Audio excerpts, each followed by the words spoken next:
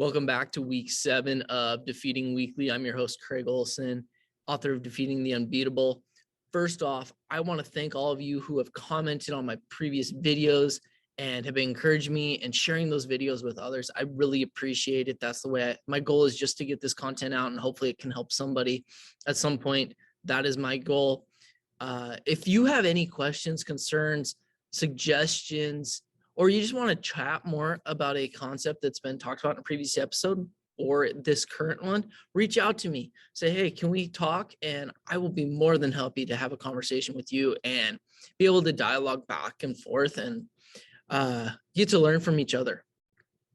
This week's episode is actually one that I've struggled with for most of my life, and I am still far from where I want to be in this specific content, and that is time management. And it is something that I know a lot of us are challenging ourselves with on a daily basis and often falling short of where we'd like to be. So I've kind of broke this episode down in 3 kind of key points that I'd like to talk about very briefly to help us just kind of start digging into this idea of time management. So the first one is balance, having balance in our time.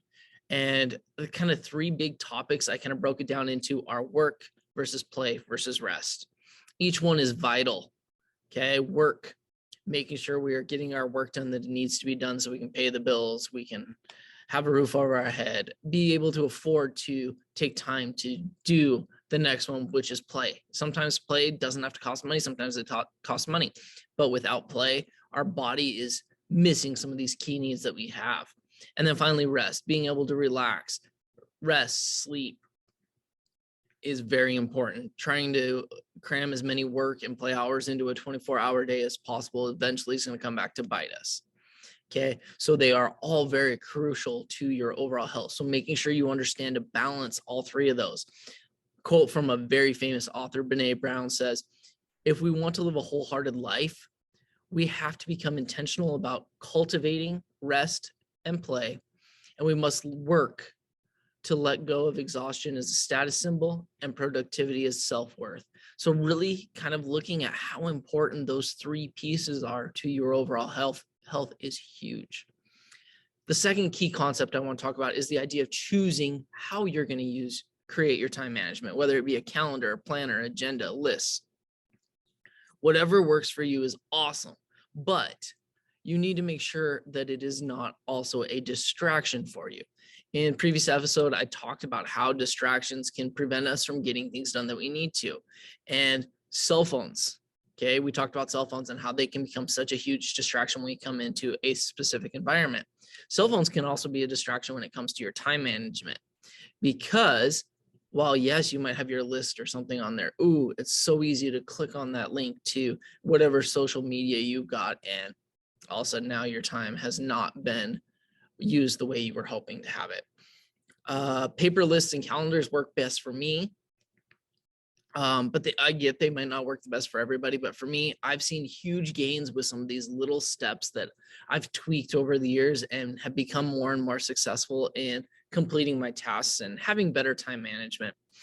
So personally, being a teacher, I have used planners for years, whether it be an electric planner, a paper planner, very in-depth, something that someone's created or something that I've created.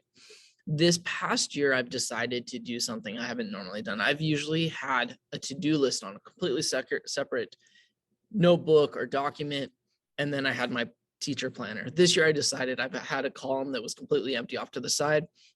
I added my to-do list to that side, and it's so cool to see as I'm teaching, oh, I've done this, and get that kind of energy back of, ooh, I've completed a lot on my to-do list, and I'm now able to be getting some extra time I didn't think I was going to have before. So find what works best for you and start using it.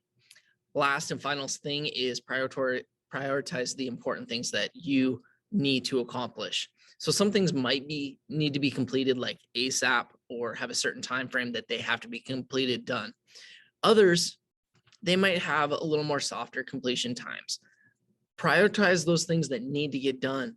Just because the other one might be more fun doesn't mean that you should have that leap over what needs to be done by a certain time period and then crunching yourself to try and get that done. Doesn't help with that overall health. Relationships are something else that's important to consider. Making sure that you understand that just because I've got this work I should be getting done doesn't necessarily mean that those littles, your wife, your husband, doesn't need some time as well. So making sure you're paying attention to that as well.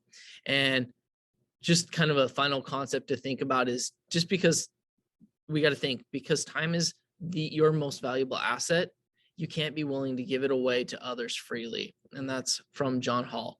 So think about this information. If you've got any questions or you want to chat, feel free to reach out to me. As always, go out and defeat the unbeatable. Have a great week.